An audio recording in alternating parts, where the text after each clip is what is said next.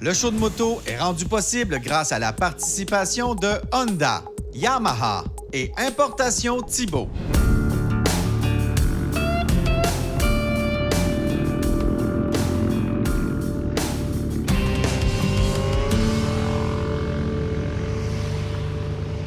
Conduire sa moto en Arizona offre une expérience unique en raison de la diversité des paysages de l'État, du beau temps et de la liberté de la route. Il n'y a presque personne sur les routes quand on est en dehors des grands centres.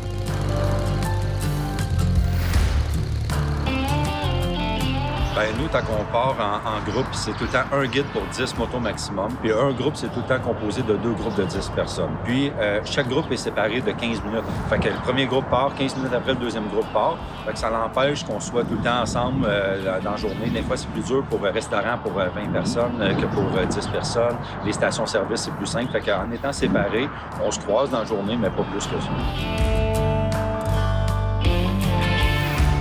On s'est vraiment concentré sur les plus belles destinations de l'Ouest américain. Puis ce qui est le fun avec l'Ouest américain, c'est qu'il y a 400 000 km de route. Fait que le monde qui me dit « J'ai déjà été en Californie », c'est impossible qu'il ait passé où on a passé.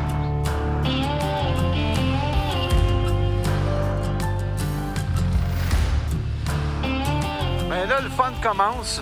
On arrive dans les zones hors route pour le vrai, avec des motos de 500 livres avec des bagages. C'est très lourd, donc ça brasse un peu le bagage. On veut pas trop aller vite.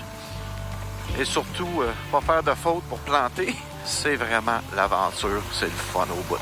C'est une région où il y a beaucoup de gens qui font du hors-piste avec des Jeeps surtout. Il y a quelques malades comme nous autres qui font ça en moto. C'est sûr qu'ici, ce que ça prend, c'est vraiment des petites motos là, pour vraiment s'amuser et aller un peu plus vite. Avec des grosses Bertha comme nous, on roule, ben on prend notre temps. Alors, pour ce voyage, j'ai une BMW R1250 GS. C'est l'édition Rally. C'est vraiment fait pour ce genre de terrain. C'est quand même une moto très lourde, mais tellement agile. On la place comme on veut dans le sentier. C'est sûr qu'avec les bagages, pour 12 jours de rando, ça commence à être un petit peu plus lourd et un petit peu moins maniable. Mais on va juste un petit peu plus lentement, puis on s'amuse.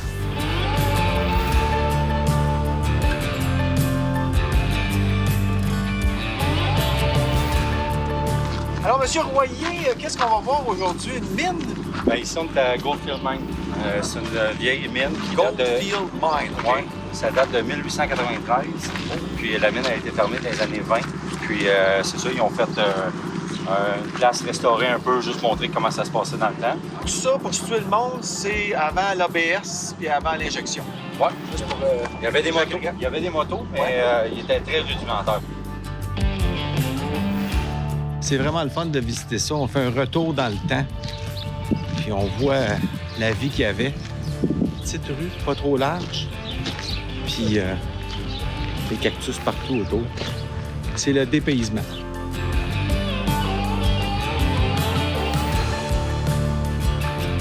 On vient de quitter la Gold Mine.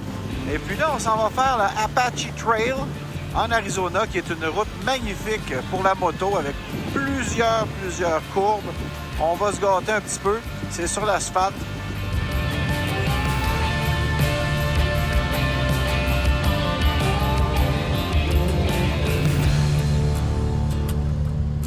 Décidément, il y a du virage ici sur l'Apache Trail. Que c'est beau. On fait du tourisme en même temps qu'on fait du pilotage. Wow!